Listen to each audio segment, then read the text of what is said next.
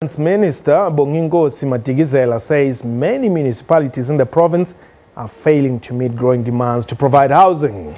He says this has given rise to violent protests linked to housing delivery in a number of areas in the past 4 months. Madikizela met with officials from 25 municipalities in Cape Town over the past 2 days to discuss a way to end the violent protests. Familiar scenes in various areas around the Western Cape. Angry residents on the streets demanding houses. 87 violent protests on land and housing have been recorded since March. The Provincial Human Settlements MEC says most communities have legitimate concerns.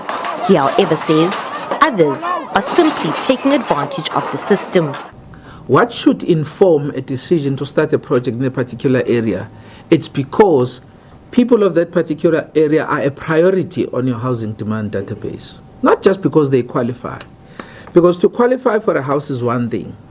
But in the pool of people who qualify, you must also understand that there are those who deserve to be prioritized because they've been waiting for 20, 25 years. Now, many municipalities don't get that. That you don't just build houses for people who qualify, you build first houses for people who must be prioritized. The Provincial Housing Department waiting list stands at more than 500,000 applicants.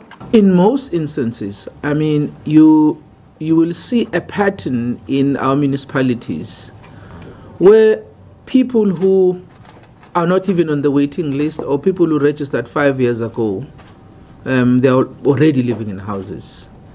And many backheaders who've been waiting for 25 years, 30 years, are still on the waiting list.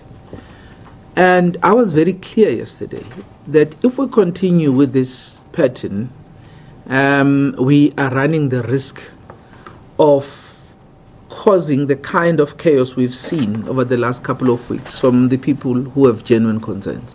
Madikizela says municipal officials must constantly engage with communities and keep them up to date about housing issues.